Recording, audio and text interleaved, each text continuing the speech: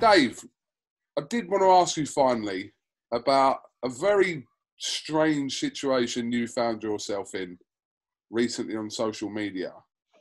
I only got the highlights of it, but I wanted you to kind of run through this because I've been in similar situations myself on my Instagram lives, and I didn't actually hear what the context of the guy that was on there with you. We kind of just briefly run through it.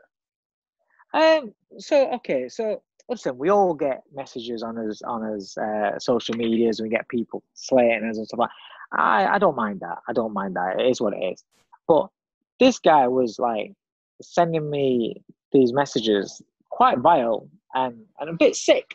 You know, like threatening to kill you and stuff like that, and this, and this. Just some sick shit. And it went on for weeks. I think the first one was May 28th. I think it was the first one that I got. But I just ignored. And then, but you couldn't see who it is on his picture. And yeah, that's the thing about Instagram. Tiny little picture. Can't see who it is. What? Come up with these daft names. And so I was doing a live. I'm doing lives with people throughout lockdown, and we're just interacting with the fans. And I see his name scroll up. Now, if you've got a problem with me, I don't mind talking. I don't mind talking to you. And you know, and when people say, "Oh, you shouldn't acknowledge him," you shouldn't. Listen, sometimes you can educate. I've had where certain people have had this opinion, blah blah. You explain to them, they're like, "Oh, okay, I never thought about that." Okay, and then it smooths that one out, and it's just about educating some people. And I saw his name scroll up, and I thought, "Wait, he's jumped on me. He's on my live." So then he started slagging me off, and I thought, okay, all right, let's have a conversation. So I clicked him to come live. It came live, and he wouldn't show his face, and he was hiding. He's giving it all big licks about what he's going to do to me, and this for weeks and weeks and weeks. But he won't let me see his face. So okay, so you're one of them then. You're gonna take a sly shot. I don't recognize you. You just walk up, boom, whatever, then go running to your mates about being a big man. Oh, I did this, I did that, rah rah. But then what I can't have is then he starts saying some really vile shit about my daughter. I kicked him off his messaging. You know, when they're doing the comments, there was some really bad comments about my daughter, and it's a point where I get a lot of message off a lot of people saying that. I won't have that. And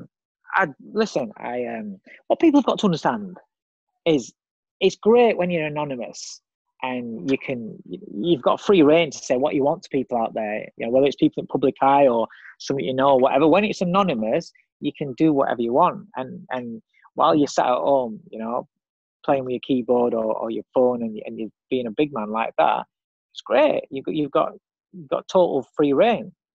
But the minute that anonymity goes, it took me about 5 minutes to find out his name, his family member's name, where he lives, everything. It took me about 5 minutes.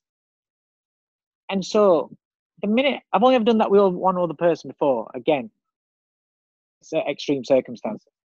But the minute that the anonymity goes, and I was very polite in my message back, that was the first message I gave back to him, very polite in my message back, I explained when people do these things, if it comes back on them if you do it to the wrong kind of person, what can happen in these situations?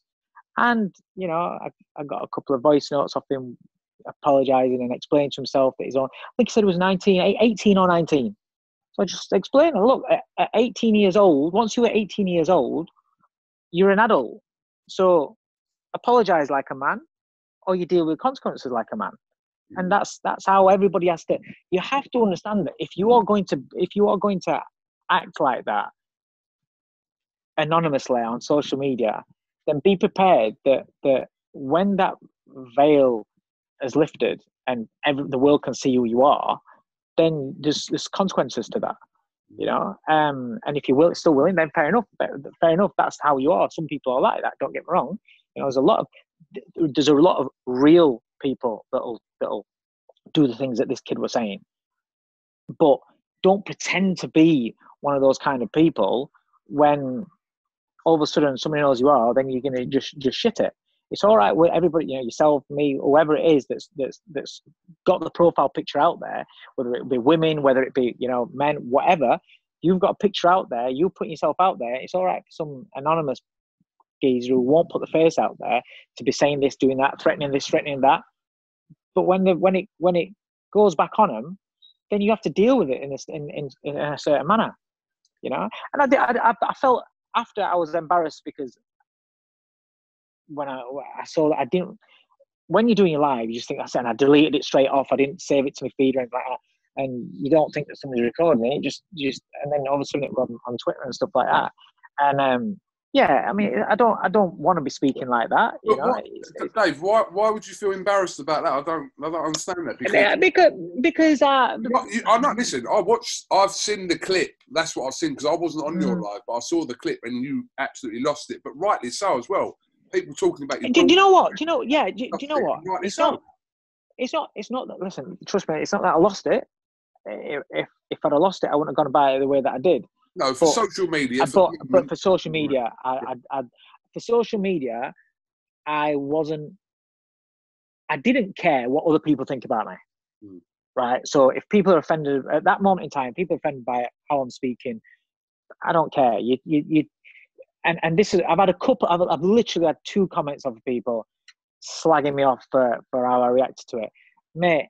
If you have a daughter, right, and people say the things that this kid was saying about, and he's an adult, right? Once you're 18, you're an adult. If an adult man is talking about your daughter in a certain way, right? If you're all prim and proper, that's the way you want to deal with it. I don't pretend to be perfect. I'm not perfect. I'm not a role model. I'm not a guy that doesn't swear and doesn't do wrong things, right? I'm human, and ultimately, that's what you got. That was my emotion, and I was just, you know, it is what it is.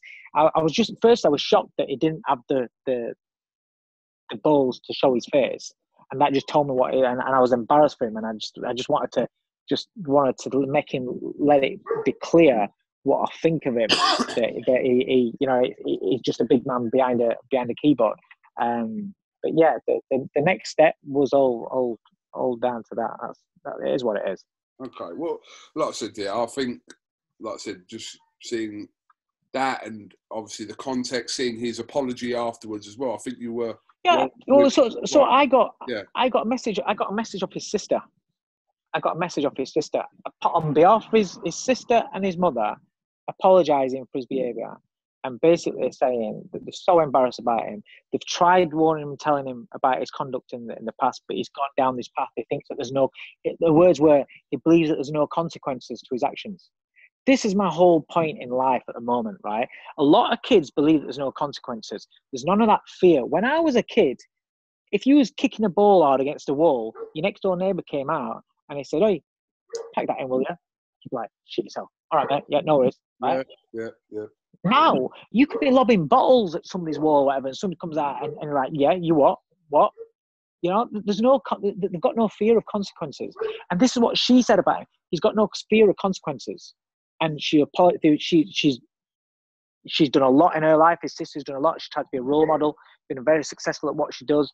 And it's not worked with him. He chose to go on a different path. And she was so pleased to see that I'd made him apologise. And she said, you know, she hopes that this is where he understands that there are consequences. And had a good chat with his sister, and she acknowledged that you know, hopefully that's a good thing for him. And so my point is I will always try to have a initial listen. I'm not going to go into it deep like that all the time. It was just a one-off. But normally I will, when I get slagged off and stuff like that with messaging, I'll reply to him, or I'll say something back, you know, to try and what's your reasoning or whatever. Because there are, if that kid has changed, if that kid's realised and shit it and thought, hang on a minute, that could have been a lot worse, and he stops doing that, that's one less troll. That's one less kid out there that's going to do stuff like that on social media. And the people that do stuff like that on social media, they can then, when that buzz of social media is gone, they might move to do it in person, you know, to hassle people in person, things like that. So there's got to be some sort of consequences. I think with social media, there needs to be some sort of ID verification Yeah, and do you things know like what? that on accounts. It's quite simple. Simplistic way of doing it is like you Yeah. have to register an Instagram or a Twitter account with your passport. That's it. Yeah. And it literally eliminates everything. That's the most simplistic 100%. way of doing it. No fake account, 100%. no trolling. You still might get trolling, but then there's a face to every consequences. account. Yeah, there's a consequence, and that's what I think. All right, well, listen, Dave, thank you very much for your time Cheers, this mate. afternoon, and insightful as ever. And can't wait for. Well, boxing has started, but long may it continue. We just want it to develop and get some crowds, don't we? That's it. Yeah. Hopefully, end of the year we get some crowds back. Hopefully so. KUGAN CASSIUS here with Dave Coldwell for IFL TV. Thank you very much. Cheers, mate. See you later. Dave, stay.